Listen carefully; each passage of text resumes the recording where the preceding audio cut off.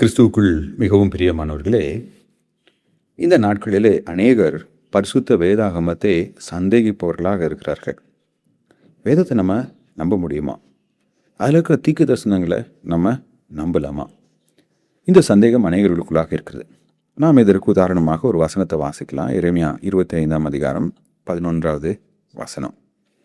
இவ்வசனத்திலே கர்த்தர் கூறுவது, இந்த தேசமெல்லாம் வனாந்தரமும் பாழுமாகும்.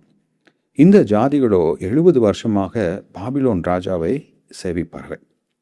இப்போ எரேமியா என்ற தீர்க்கதரிசியின் மூலமாக கடவுள் எருசலேமிலே வாழ்ந்த யூத மக்களை பார்த்து சொல்றாரு, இந்த எருசலேம் பட்டணம் பாழாய் போகும், இந்த தேசம் ஒரு வனாந்திரத்தை போல மாறும். இந்த வார்த்தைகளை எரேமியா கூறிய போது அந்த தேசம் செழிப்பாக இருந்தது. அவங்க கடவுளுக்கு கீழ்ப்படியாமல் இருந்ததுனால கடவுள் அவர்கள் மேலே வரப்போகிற தண்டனையை குறித்து முன் அறிவித்தார். ஆனால் அவங்க யாருமே நம்ப கிடையாது. நீங்கள் வரலாற்றில் பின் திரும்பி பார்ப்பீர்கள் என்றால், எரேமியா சொன்னது போலவே பாபிலோனிலிருந்து நேபுகாத்நேசர் என்ற ஒரு ராஜா வந்தான். அவன் இஸ்ரவேல் மக்களை சிறைப்பிடித்து சென்றான். 70 ஆண்டுகள் அவர்கள் பாபிலோனிலே பாபிலோனியர்களுக்கு அடிமைகளாக வாழ்ந்தார்கள் என்று நம்ம பார்க்குறோம். அந்த நாட்களில் கடவுள் தனக்கு கீழ்ப்படிந்தவர்கள் பாபிலோனுக்கு சென்ற போது அங்கே அவர்களை ஆசீர்வதித்தார். அதற்கு ஒரு நல்ல உதாரணம் தானியேல். அவன் அதாவது ராஜ்யத்தில் 3ஆம் நிலைக்கு உயர்த்தப்பட்டான் என்று நம்ம பார்க்குறோம். இப்போ அவர்கள் இந்த 70 வருஷம் நம்ம பாபிலோனுக்கு அடிமைகளாக செல்ல வேண்டும், நம்முடைய தேசம் பாழாய் போகும் என்பதை நம்பவே இல்லை. தொடர்ந்து அவங்க பாவத்தில் ஜீவித்து கொண்டிருந்தாங்க. எரேமியாவுடைய நாட்களில் மட்டுமில்லை, நோவாவுடைய நாட்களிலே நோவா எத்தனையோ ஆண்டுகள் பெரு வெள்ளத்தை குறித்து சாட்சி உரைத்தார். ஆனால் யாருமே நம்பலை. என்னடா சும்மா பெரு வெள்ளம் வரப்போகுது, கடவுள் பூமியை அழிக்க போகிறார் அப்படின்னு சொல்கிறீங்க அப்படின்னு நினச்சிட்டு இருந்தாங்க.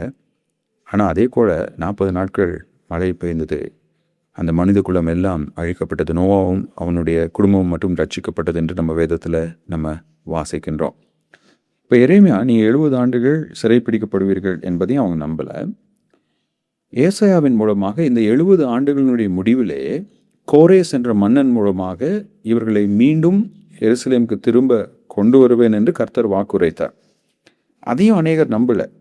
ஆனால் அந்த கோரேஸ் என்ற மன்னன் பிறப்பதற்கு 150 ஆண்டுகளுக்கு முன்பதாகவே கர்த்தர் ஏசாயாவின் மூலமாக சொன்னார், கோரேஸ் என்ற ஒரு பெர்ஷிய மன்னன் வருவான், அவன் மூலமாக நான் இஸ்ரவேல் மக்களை விடுவிப்பேன் என்று. அதே மாதிரி தேவன் விடுவித்தார். நான் உங்களோடு கூட ஒரே ஒரு உதாரணத்தை தான் இந்த காலையிலே பகிர்ந்து கொண்டேன். இந்த மாதிரி நிறைவேறிய தீர்க்க தரிசனங்கள் வேதத்திலே பல இருக்கிறது. நம்முடைய ஆண்டவராகிய இயேசு கிறிஸ்துவின் வாழ்க்கையில் மாத்திரம் 351 தீர்க்க தரிசனங்கள் நிறைவேறிற்று என்று நம்ம புதிய ஏற்பாட்டில் நம்ம பார்க்கலாம். இப்போ பரிசுத்த வேதாகமத்தை நம்ம நம்பலாமா? 100% நம்பலாம். அது கடவுளுடைய வார்த்தை. அது ஒருபோதும் பொய்யுரையாத தேவனிடத்திலிருந்து நமக்கு கிடைக்கப்பெற்ற வார்த்தை.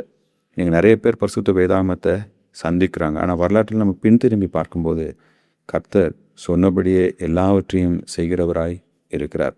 நம்முடைய வாழ்விலும் கூட அந்த பரிசுத்த வேதாகமத்தை நம்ம நம்புவோம், அதை வாசிப்போம், அதன்படி வாழ்வோம். கர்த்தருடைய ஆசீர்வாதங்களை நாம் பெற்றுக்கொள்வோம். தேவனுடைய கிருபை இந்த நாளிலே நம்மோடு கூட இருப்பதாக. ஆமென்.